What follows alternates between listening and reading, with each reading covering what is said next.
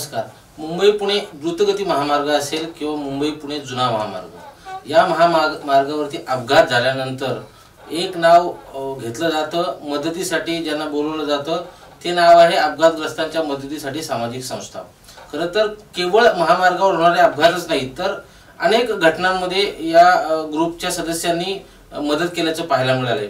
अगदी राज्याचे मुख्यमंत्री एकनाथ शिंदे यांनी सुद्धा या ग्रुपचं कौतुक केले। या ग्रुपचं काम ज्यांच्या नेतृत्वाखाली सुरू असतं ते गुरुनाथ साठेलकर स्वतः फील्डवर जाऊन आपल्या सहकाऱ्यांसोबत जे अडचणीत आहेत, ज्यांना मदतीची गरज आहे त्यांना मदत करताना दिसतात। सध्या रायगड जिल्ह्यात मुसळधार पाऊस पडतोय आणि ठिकठिकाणी पूर आलेला पाहायला मिळतोय। अशा वेळेस अपघातग्रस्तांची जी टीम आहे त्या टीमचे जे सदस्य आहेत ते पूरग्रस्त लोकांना मदत करताना आपल्याला पाहायला मिळतात। रायगड जिल्ह्यातच नव्हे तर रायगड जिल्ह्याच्या बाहेर सुद्धा या टीमला संकटाच्या वेळेस बोलावलं जातं। असाच एक प्रसंग काल कर्जत तालुक्यात घडला। कर्जत तालुक्यातील उल्हास नदीला, म्हणजे रायगड जिल्ह्यात जो पाऊस पडतोय त्याचं प्रमाण कर्जत तालुक्यात सुद्धा मोठ्या प्रमाणात होतं आणि उल्हास नदीला पूर आला होता। या पुरामध्ये कर्जतचा एक तरुण वाहून गेला आणि त्या तरुणाला वाचवण्यासाठी या टीमच्या सदस्यांना कॉल आला। खरं तर या टीमने अनेक अशा घटना ज्या आहेत त्या घटनांना ते सामोरे गेलेत। अनेक लोकांचा जीव त्यांनी वाचवलाय किंवा जे मृतदेह आहेत पाण्यात बुडालेले ते अनेक मृतदेह त्यांनी बाहेर काढलेत। परंतु कालच्या घटनेचा जो व्हिडिओ आहे तो सोशल मीडियावरती व्हायरल झालाय। अनेक मोठ्या ज्या वाहिन्या आहेत त्या वाहिन्यांनी सुद्धा त्या घटनेची दखल घेतली आहे। एक वाहत जाणारा तरुण ज्याच्या म्हणजे तो जगेल की नाही अशी परिस्थिती असताना अगदी 3-4 किलोमीटरचं अंतर वाहून गेल्यानंतर त्याला त्या वाहत्या पाण्याच्या प्रवाहातून बाहेर काढून जीवदान देण्याचं काम या संघटनेच्या या संस्थेच्या सदस्यांनी केले। कालचा तो नेमका थरार कसा होता आणि नेमका घटनाक्रम कसा होता हे जाणून घेण्यासाठी आपण ज्यांनी या मोहिमेत भाग घेतला होता ते गुरुनाथ साठेलकर आपल्या सोबत आहेत। त्याचबरोबर ज्यांनी त्या तरुणाला बाहेर काढलं ते राजेश पार्टे आपल्या सोबत आहेत। गुरुनाथ साठेलकर अनेक वर्षे सामाजिक क्षेत्रात कार्यरत आहेत। गुरुनाथ साठेलकर हे नाव महाराष्ट्राला आज माहीत झालंय, वेगवेगळ्या ठिकाणी त्यांचा सत्कार झालाय, सन्मान झालाय। राजेश पार्टे खालापूर नगरपंचायतीचे नगरसेवक आहेत, उपनगराध्यक्ष राहिले आहेत आणि ते सुद्धा या ग्रुपचे एक सक्रिय सदस्य आहेत। गुरुभाऊ आपलं स्वागत आहे। राजेशजी तुमचंही स्वागत आहे। कालचा जो थरार होता खरं तर प्रत्येकाच्या स्टेटसवर तो व्हिडिओ दिसत होता। राज्यातल्या ज्या अग्रगण्य वृत्तवाहिन्या आहेत त्यांनी त्याची दखल घेतली। आजच्या वर्तमानपत्रात ठळकपणे बातम्या आल्यात। नेमका तो घटनाक्रम कसा होता आणि तो थरार कशा पद्धतीचा होता काय आपण सांगाल? रायगड जिल्ह्यामध्ये पडणारा मुसळधार पाऊस जो आहे त्या पावसाच्या अनुषंगाने जिल्हा आपत्ती व्यवस्थापनाने आणि खालापूर तालुक्याचे सन्माननीय तहसीलदार आयुक्त तांबोळे यांनी आम्हाला सतर्क राहण्याच्या सूचना केल्या होत्या। त्या अनुषंगाने आम्ही म्हणजे जेव्हापासून पावसाळा सुरू होतो तेव्हापासून आम्ही आमची तयारी केलेली असते। कालचा दिवस वेगळाच होता कारण काल दिवसभर पाऊस सुरू होता आणि म्हणजे सकाळ पावसाने सुरुवात झाली होती। अतिवृष्टीच्या पार्श्वभूमीवरती शाळांना सुट्टी दिली होती आणि त्या अनुषंगाने खोपोलीच्या सर्व परिसरामध्ये जणू पाण्याने कहर केला होता। त्या परिस्थितीला सामोरं जाण्यासाठी आमचे काही टीम मेंबर्स, आमची काही वाहनं आहेत ती वाहनं आम्ही तयार ठेवली होती। सर्वात महत्त्वाची काही संसाधन हवी असतात त्या संसाधनासह आम्ही सज्ज होतो।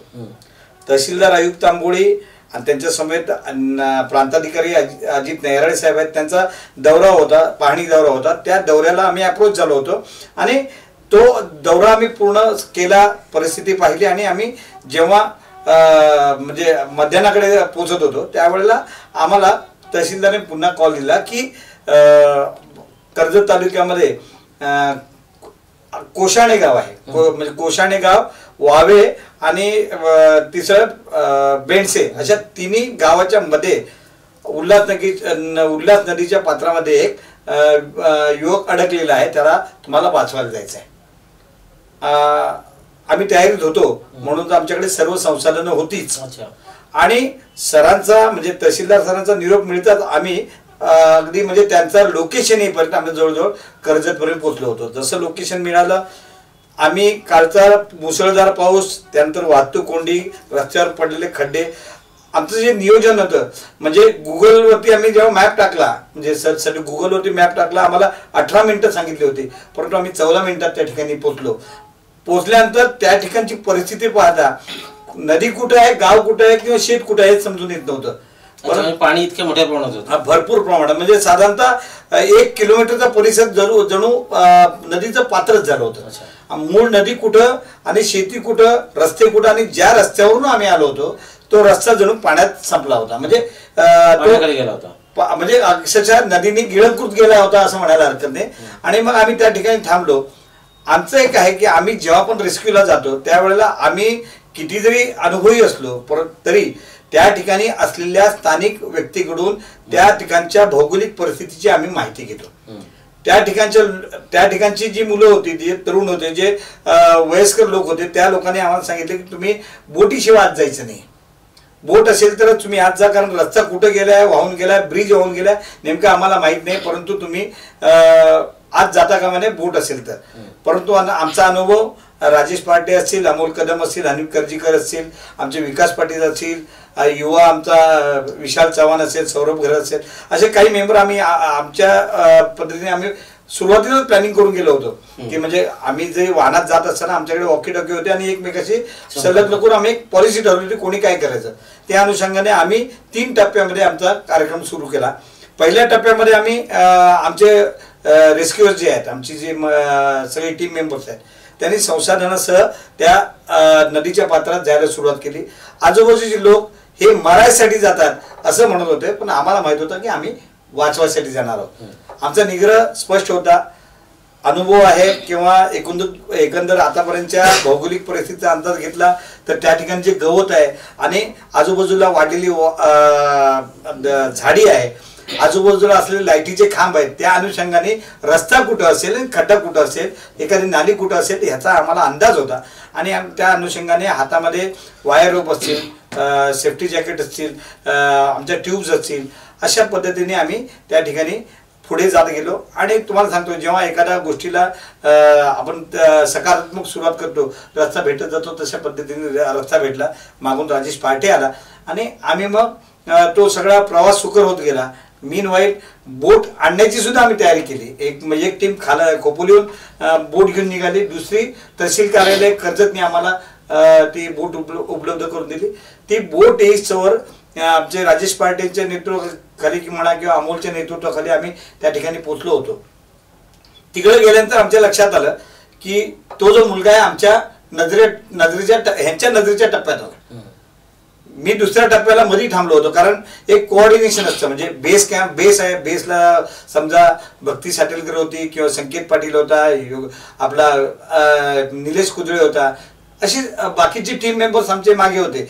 मी मध्ये होतो आणि ही मंडळी पुढे होती. अशा पद्धतीने कोऑर्डिनेशन ठेवलं, कारण कुठं कशाची गरज लागेल सांगता येत नाही. आणि दुसरी तो वाट्या नदीचा प्रवाह असा होता, यांना सुद्धा धोका होऊ शकतो. म्हणून त्या पद्धतीने मी मीडिएटर म्हणून मी समन्वय साधत मध्ये उभा होतो. आणि एक वेळ असा आला, ही सगळी मंडळी माझ्या डोळ्यासमोरून लोप पावत गेली. इतके आतमध्ये धुकं होतं, पाऊस पडत होता आणि ते वातावरण एवढं म्हणजे ते आपण शब्दात वर्णन करता येणार नाही, पण ते एवढं भयान वातावरण होतं की हे कोणच दिसत नव्हते. एक मनात शंकेची पाल चुकत होती की आपण वाचवायला गेलो तर आपल्याला वाचवायला कोणाला जर परिस्थिती असेल तर. परंतु नीती आम्हाला दरवेळेला साथ देते, तशी काल पण देत होती. आणि मी देवाचा धावा करत होतो. त्याच वेळेला सुमित गुरु नावाचा युवक असेल, एक गुप्ता नावाचा युवक आहे, कर्जतून ते लोक आले आणि ते लोक देखील आम्हाला अप्रोच झाले. कर्जत नगरपालिकेच्या फायर ब्रिगेडची टीम आम्हाला सपोर्टला होती. असं करत असताना सगळ्यांचा एकदम समन्वय व्यवस्थित चाललेला होता. राजेश पाटे किंवा यांचा अनुभव पाण्यातला अगदी म्हणजे पाण्यामध्ये मगरीसारखे किंवा एखाद्या माशासारखे त्यांचा वावर असतो, त्यांच्यावर मला पूर्ण कॉन्फिडन्स होता. आणि ज्या वेळेला हे त्या मुलाच्या जो महेंद्र पवार नावाचा जो मुलगा होता, त्या मुलाने सुद्धा जवळ 4 किलोमीटर मध्ये पाण्यामध्ये प्रवास केला होता. तो आपल्या म्हणजे त्यांनी हिंमत केली होती, तो झाडीमध्ये अडकला होता. परंतु ती वेळ अशी होती, तो हिंमत हरला होता आणि त्याला वाटलं की आता माझं मरण मला डोळ्यासमोर, ते काय करायचं. त्यावेळेला ही मंडळी दिसल्यानंतर जीवात जीव आला.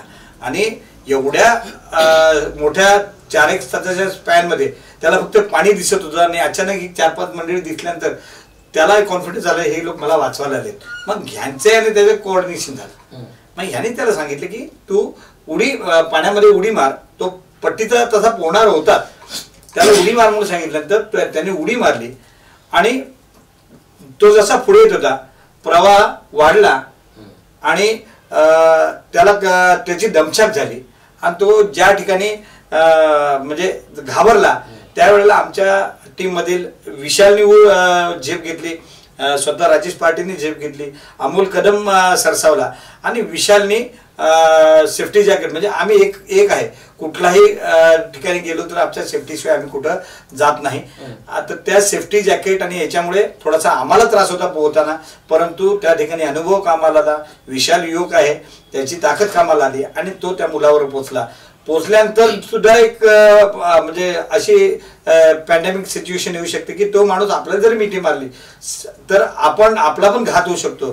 तर विशालने पूर्वीच त्याला सांगितलं की बाबा तू निश्चल राहा, मी तुला वाचवतो. आणि मग त्यांनी त्याची कॉलर पकडली आणि त्यांनी त्याला किनाऱ्यावर आणला. मीनवाईल बाकीच्या सपोर्टर्सने त्याला संसाधने दिली आणि तो किनाऱ्यावर आणला.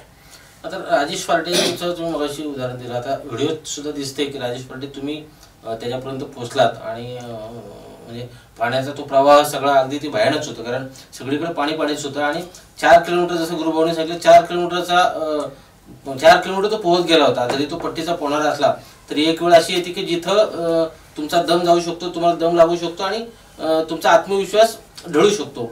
शेवटी त्याच वेळेस तुम्ही सगळे तिथं पोहोचलात आणि तुम्ही त्याच्यापर्यंत गेलात आणि त्याला बाहेर काढलात. तुमच्या भावना काय होत्या ज्यावेळेस त्याच्याजवळ गेलात तेव्हा? ज्यावेळेस आम्ही त्या जागेवरती पोहोचलो, गुरुभाऊकडे अगोदरच पोहोचला होता. त्यानंतर गुरुभाऊने पहिले आम्ही गावाल्यांकडे माहिती घेतली. गावालन त्या माणसाचं नाव करते, गावाले का म्हणतो तो माणूस जिवंत आहे, तो झाडावरती बसलाय. पण त्या गावांकडे आम्ही पहिले त्याचं नाव घेतलं, बाबा त्या माणसाचं नाव काय, म्हणजे जेणेकरून आम्ही जवळ गेल्यानंतर त्याला त्याच्या नावाने आवाज देऊ. आम्ही पहिले गावाला मित्र वगैरे माझे बरेच आहेत, आमचा तिरुपतीचा ग्रुप पण त्या गावातला. त्याही मला अगोदरच कॉल, म्हणजे जसा भाऊंचा कॉल नंतर त्या मित्राचा मला कॉल आला, त्यांच्या नाव घेतली. जसे गुरुभाऊ स्वतःही जेव्हा संस्था भरपूर आहेत, पण ज्या संस्थेजवळ जर एखादा बॉस जर पाण्यामध्ये उतरलं तेव्हा आमची आणखी निर्णय मांडली. गुरुभाऊ कमीत कमी 80% अगोदरच गेले होते पुढं. त्यानंतर माझी बाकीची टीम पण पुढे गेली होती. त्यानंतर मी तिकडनं आल्यानंतर माझ्या वडिला तो निलेश म्हणून नावाचा पोरगा होता रिक्षावाला, तो ना मी त्याला बोलतो जागेवर संकेत पाटील भक्ती आणि त्याला बोलतो मित्र समा, मी लाईफ जॉकेट घेतला फायर ब्रिगेडकडनं.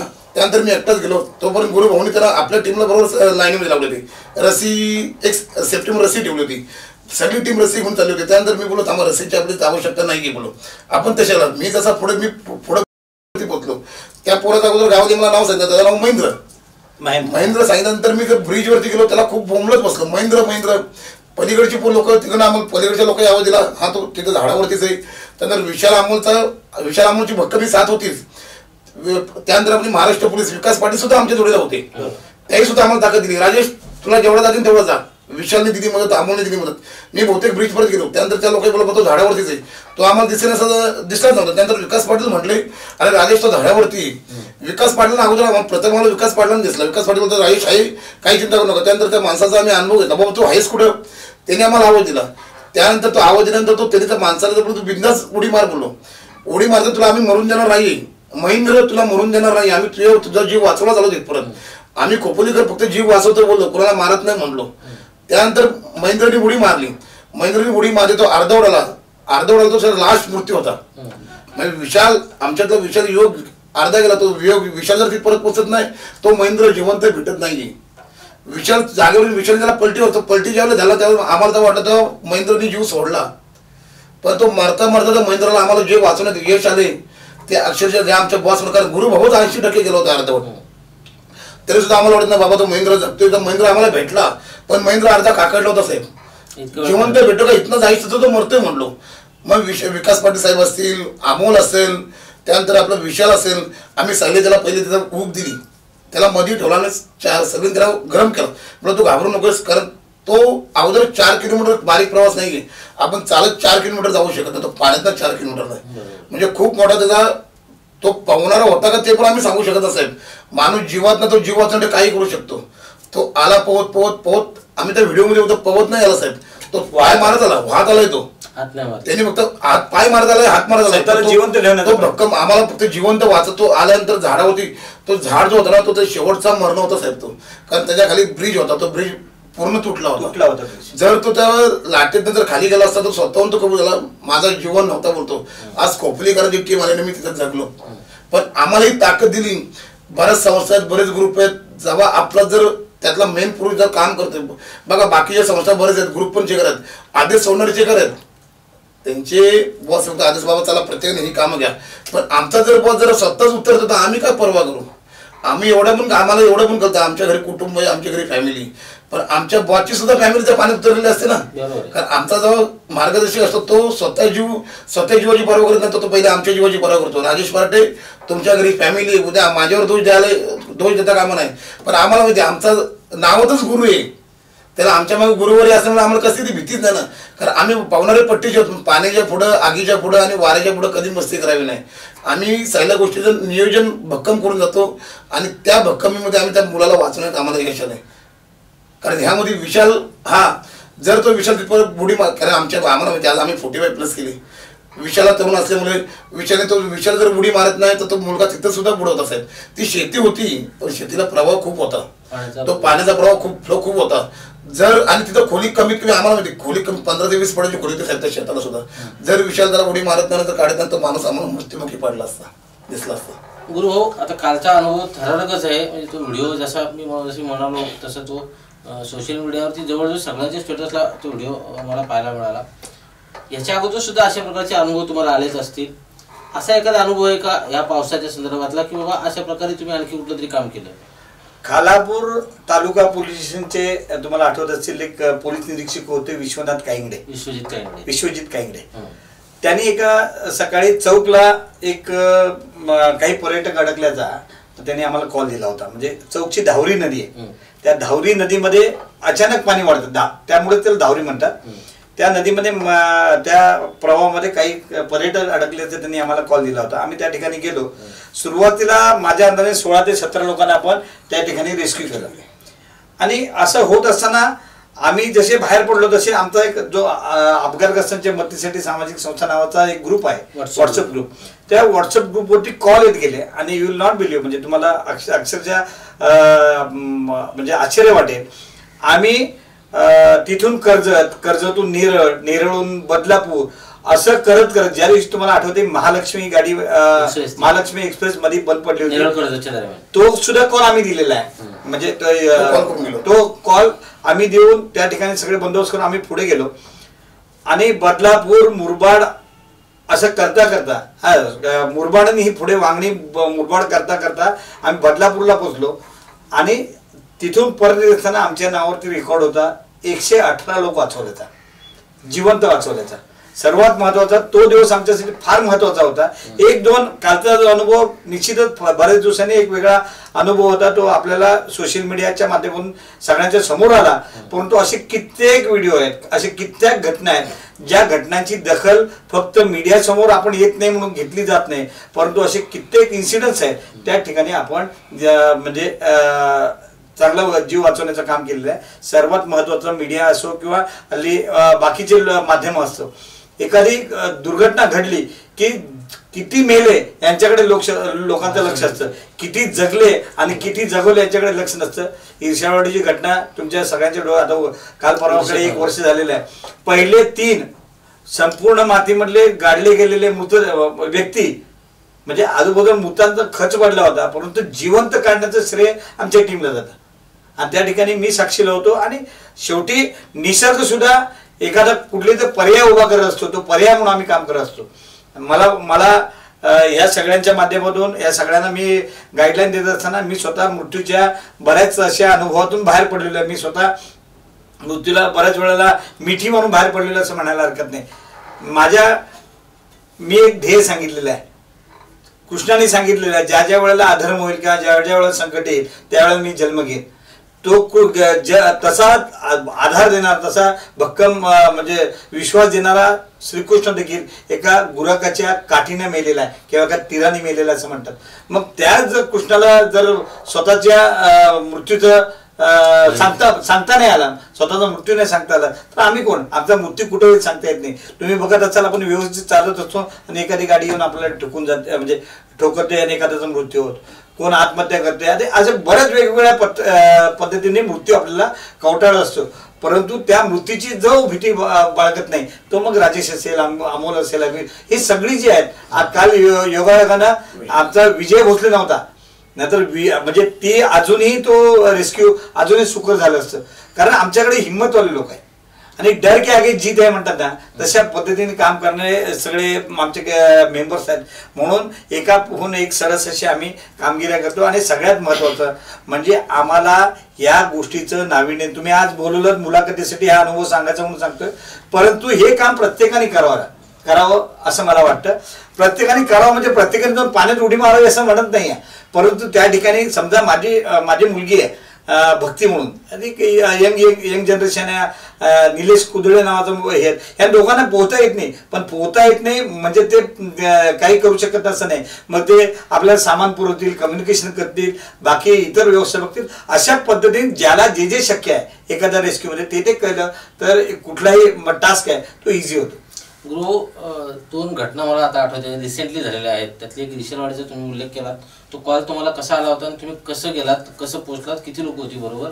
आणि दुसरी घटना होती ढोलताशा पथकाच्या बसचा अपघात झालेला, ज्याला म्हणजे रिशनवाडीत सुद्धा राज्याचे मुख्यमंत्री होतेच, अगदी ते तो गड चढून वर आले होते मुख्यमंत्री.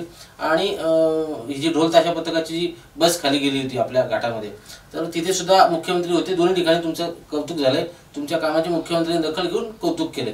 त्या 2 घटनांचा अनुभव कसा होता?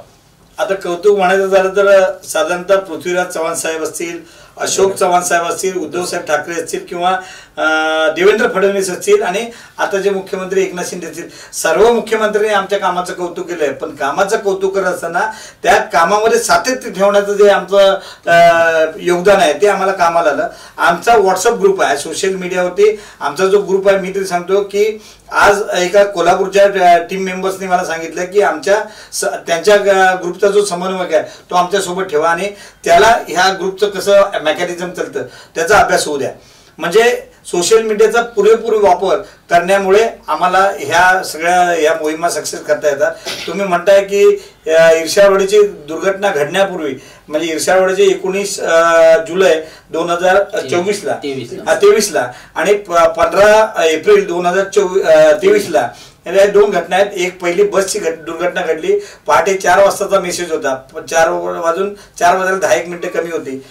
आणि सर्वात महत्त्वाचं म्हणजे आमच्या अपघाताचा जो ग्रुप आहे त्या ग्रुपवरती एक कॉलर एक ट्यून ठेवलेली आहे. त्याच्यावर एखादा मेसेज आला की थोडासा तो ज्याप्रमाणे ॲम्ब्युलन्स जाताना आपल्याला लक्षात येतो तशा पद्धतीने आमचा एक कॉलर म्हणजे तो टोन आहे, त्या टोनवरने आपल्याला लक्षात आलं की बाबा एक कुठला कॉल आहे. त्याच्यावर लक्षात आलं की बाबा ती बस पडलेली आहे घाटामध्ये. आणि त्यातला जो कॉलरने 112ला कॉल केला होता आणि 112 कॉलवरनं पोलीस कंट्रोलवरून मला कॉल आला होता. आणि मी वैयक्तिक म्हणजे एखादा अपघात झाला त्याची ग्रीव्हन्स किती मोठा अपघात आहे तो आपल्याला कल्पना नसते. मग त्याची रेकी करण्यासाठी मी पहाटे निघालो. ऑब्व्हियसली त्यावेळेला संसाधन काय घेतले नव्हते, फक्त टॉर्च होती. आणि मी त्या ठिकाणी गेल्यानंतर सगळी ज्या ठिकाणी असे काही ब्लॅक स्पॉट्स आहेत ते मी घाटामध्ये पाहिले, पण तिथे कुठंच काही दिसलं नाही. मग पुन्हा पोलीस स्टेशनला कॉल करून 112 कॉलवरून जो कॉल आला होता त्याच्या म्हणजे ह्या 1-2 मिनिटांमध्ये आमचं थोडंसं मायक्रो मेकॅनिझम आहे. त्या मेकॅनिझमच्या माध्यमातून फास्टमध्ये त्या कॉलरला कॉन्टॅक्ट केला आणि त्याला लोकेशन विचारल्यानंतर मला ते लोकेशन समजलं की ज्या ठिकाणी काही झाडी तुटली होती, अजिबात रस्त्यावरती काहीच ट्रेस नव्हता आणि बस खाली गेली होती. एवढी खाली गेली होती काहीच दिसत नव्हतं. आणि मग योगायोग असा की तो बसचा अपघात होण्यापूर्वी महिन्याभरापूर्वी एक मुलगा त्याच ठिकाणी पडला होता. आणि त्या 120 किलो वजनाच्या माणसाला मी आणि माझ्यासोबत त्यावेळेला तो म्हणजे त्या बसच्या ऍक्सिडेंटला माझ्यासोबत जो पोलीस कर्मचारी होता तो सुद्धा नेमका त्या दिवशी असावा. म्हणजे कोइन्सिडन्स कोणतरी घडून आणतो. आणि तो राठोड नावाचा पोलीस आणि आम्ही दोघांना कुठून खाली जायचं होतं ते माहित होतं, कारण अशी पूर्ण कातळ होता आणि आम्ही वेगळ्या वाटेने त्या ठिकाणी पोहोचलो. मी म्हणजे अपघात झाल्याच्या बरोबर मला समजल्यापासून 14व्या मिनिटाला मी त्या कॉलरच्या जवळ होतो, म्हणजे ज्यांनी कॉल केला होता. तो इन्सिडन्सच वेगळा होता. 42 लोक होते, त्याच्यातले दुर्दैवाने 14 लोकांचा मृत्यू झाला. परंतु जे आपण 27 लोक काढलेले आहेत त्याच्यातून ते बाहेर काढणं एक मिरेकल होतं. कोणाचे हात लागलेत मी असं म्हणत नाही की ते श्रेय फक्त आमच्या ग्रुपचं आहे, प्रत्येकाचे हात लागलेत. पण ते 27 लोक काढण्यामागे जे श्रेय होतं त्या श्रेयाचं कौतुक ऑब्व्हियसली मुख्यमंत्री म्हणून मुख्यमंत्र्यांनी एकनाथ शिंदे साहेबांनी केलेच आहे. त्यानंतर साधारण 2 महिन्यांना जात नाही तर ईर्ष्याळवडीचा कार्यक्रम दुर्घटना घडलेली आहे. ईर्ष्याळवडीच्या दुर्घटनेच्या दिवशी देखील काल परवा जसा अपघात झाला होता त्या कालच ज्या मुलाचा अपघात झाला तशाच पद्धतीची आम्ही सगळी तयारी करून घरात होतो आणि पाऊस होता त्या दिवशी पूर्ण पाऊस होता. पण आम्ही रेकी करून फक्त शेवटचा हाय हॅलो करून आपण उद्याचं नियोजन करण्यासाठी निघत असताना चहा घेत होतो आणि त्यावेळेला तहसीलदारांचा कॉल आला. त्यांनी सांगितलं की ईर्ष्याळवडी कॉल होता साधारण 11:30 वाजताच्या दरम्यान कॉल होता, रात्री 11:30 वाजता. आणि त्यांनी तुमची गरज आहे, फक्त अजून ती परिस्थिती नेमकी कशी आहे याचा आम्हाला अंदाज नाही आहे, परंतु तुम्ही आले तर बरं होईल आणि तुम्ही याच असं सांगितल्यानंतर पोटे साहेब हिंमत अशी आहे की आमचा कुठलाही मेंबर त्या टास्कवरती असा निघतो की तो पूर्ण तयारीनिशी असतो. मग मी गाडी काढताना प्रत्येक गाडीमध्ये जी संसाधन होती ती त्या पहिल्या 3 लोकांना वाचवण्यासाठी कारणीभूत फावडा असेल, घमेली असतील, पारे असेल, बॅटरी असतील, ग्लुकोन डीची पावडर असेल, ह्या सगळ्या ज्या वस्तू होत्या त्या आम्ही तयार ठेवलेल्या होत्या आणि त्या सोबत घेऊनच आम्ही त्या ठिकाणी गेलो. पहिले शेवटी हे बघा मृतदेह काढण्यासाठी बरेच जण आले, परंतु पहिले जिवंत माणसं काढण्यासाठी आम्ही पोहोचलो, त्याचा आम्हाला अभिमान आहे. सर्वात महत्वाचं म्हणजे आमच्यावर विश्वास ठेवणारे जी प्रशासन आहे त्या प्रशासनाचा फार मोठा सपोर्ट आम्हाला आहे. सर्वात महत्वाचं आमच्या मागे तुमच्या सर्वांचे जे प्रोत्साहन म्हणतात किंवा हे गुरु करू शकतो किंवा गुरुची टीम करू शकतो ही जी जाणीव आहे ती जाणीव कुठेतरी आम्हाला कामाला येते. सर्वात महत्वाचं म्हणजे तिथं गेल्यानंतर आपला प्रत्येक माणूस शेळे दिलो होतो, घाबरत कशालाच नाही. राजेश पार्टे असेल किंवा कोणी त्या ठिकाणी कोणी स्वतःला घाबरत नसतो. किंबहुना तुम्ही तरी त्या गोष्टीची साक्षीदार आहात. माझी अँजिओप्लास्टी झाली त्या दिवशी सुद्धा तुम्ही तिथे होतात. मी 16व्या दिवशी तुमच्या कार्यक्रम संवाद मराठीच्या कार्यक्रमात सुद्धा अँकर म्हणून काम केलेलं आहे. सर्वात महत्वाचं म्हणजे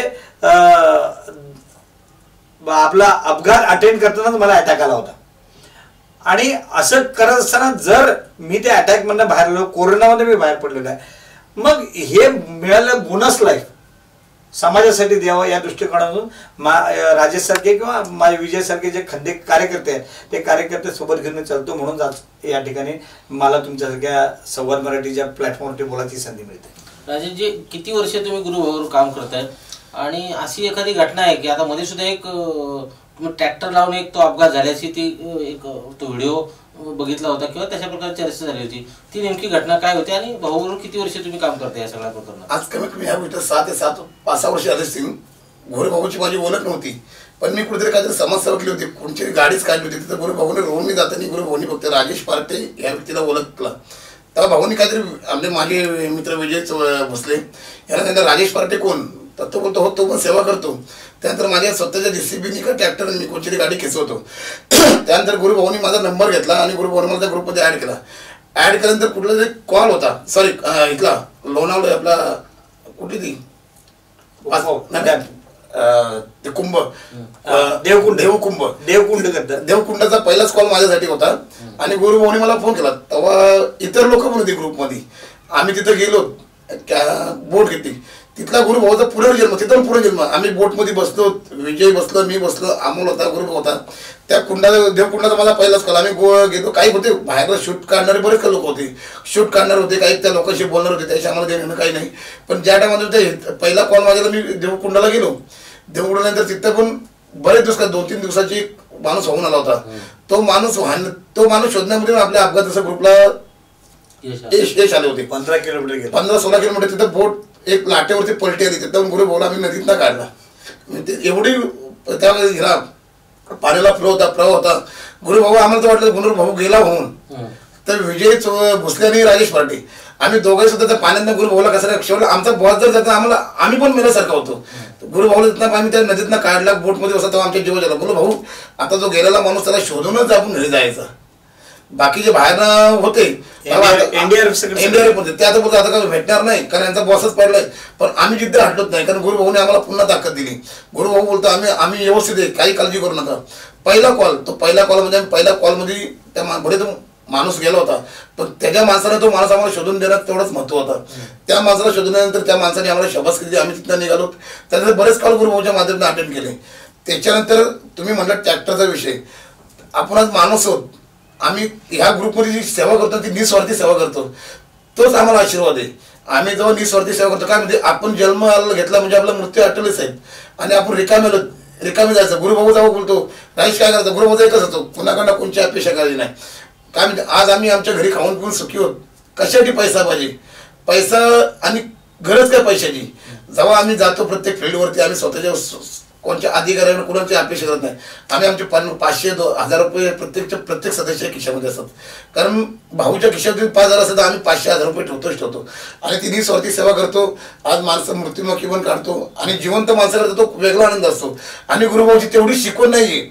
तो माणूस कोण आदिवासी, काल तो आदिवासी माणूस त्याची परिस्थिती विचारली, भाऊ तुझी घरची परिस्थिती कशी, तू नदीवरती काय गेला होता. तो म्हणतो त्याची आई आल्यानंतर आम्हाला घरी काही कमी नाही बोलतात, पण आमचा मुलगा ऐकत नाही. ती पण आम्ही तयारी ठेवते, आमच्या खिशातून 200-500 रुपये कशी त्याला मदत हो, ही आमची सवय साहेब. त्यातनं लोकांचा आमच्या मागे आशीर्वाद आहे. तुमच्यासारखे मीडिया असेल, अधिकारी लोक असतील, आम्ही शबासकी थाप मागत नाहीये साहेब.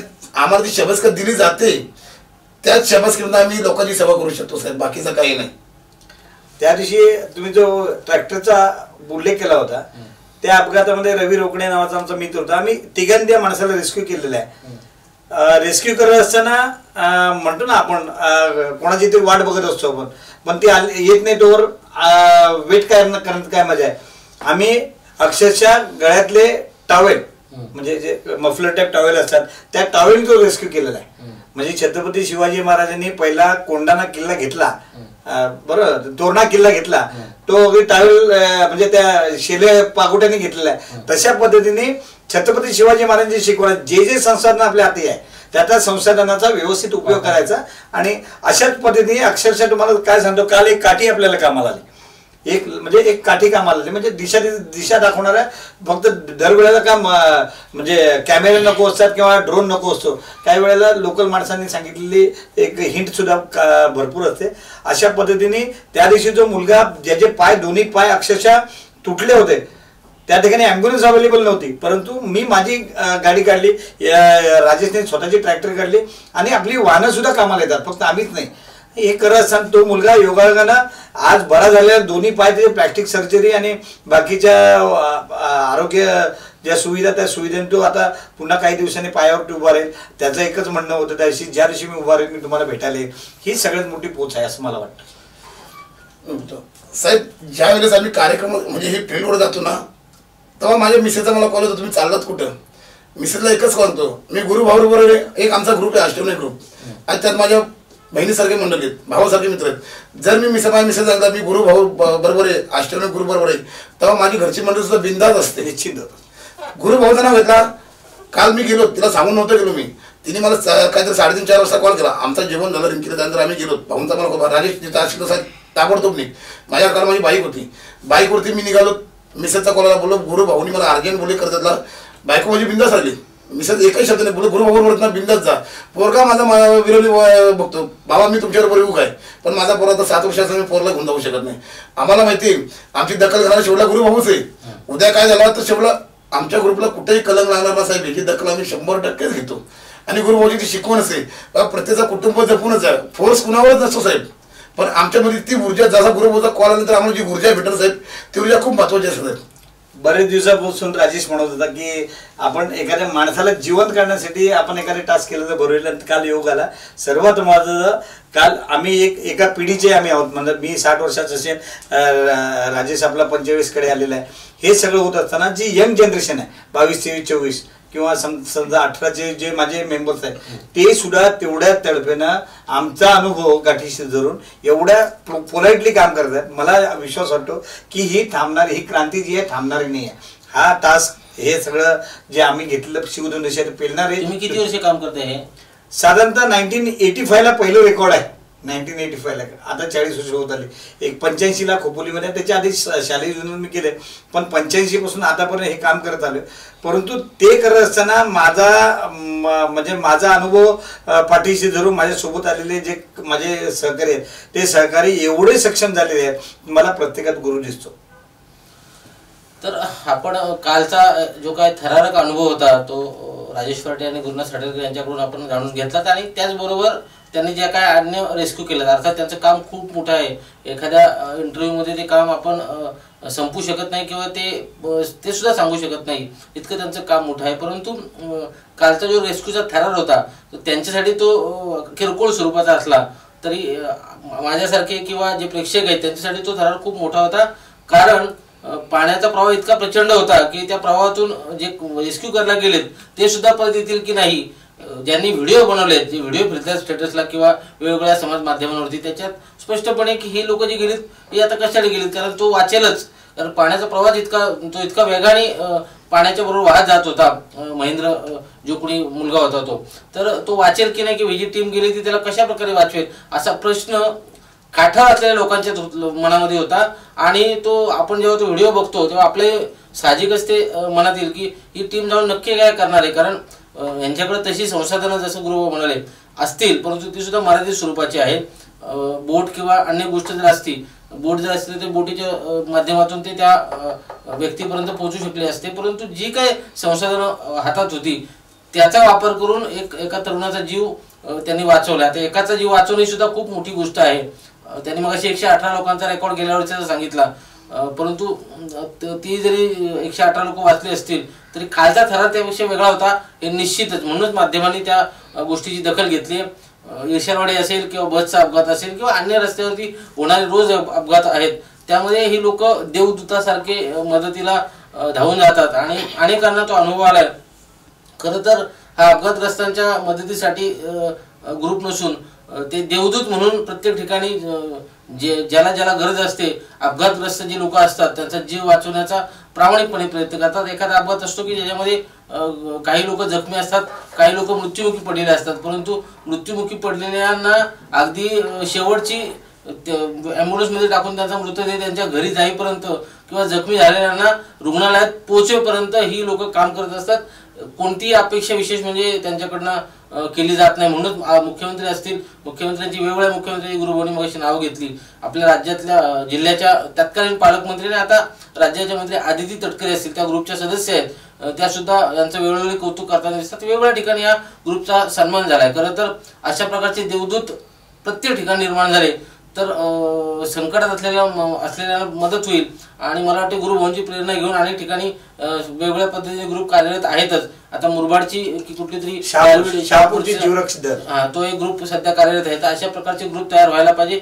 तरुणांनी विशेष म्हणजे याच्यामध्ये यायला पाहिजे. बऱ्याचदा अपघात झाल्यावरती आपण त्याकडे दुर्लक्ष करून निघून जातो, आपल्याला काही गरज नाही अशा पद्धतीने. परंतु ही मंडळी अशी आहेत की सगळं सोडून, म्हणजे त्यांना आता जर कॉल आला तर ते इंटरव्ह्यू सोडून जाऊ शकतात, इतक्या तत्परतेने ते काम करतात. आणि अशाच प्रकारची काम करणारी पिढी भविष्यात सुद्धा निर्माण व्हावी अशी अपेक्षा आपण व्यक्त करूयात. गुरुभवन राजेजी, तुम्ही काल जे केलं ते खूप कौतुकास्पद आहे, त्याबद्दल तुमचं मनापासून कौतुक. आणि अशाच प्रकारचं काम तुमच्याकडून होत राहावं भविष्यात अशी अपेक्षा व्यक्त करून आपण या ठिकाणी थांबूयात.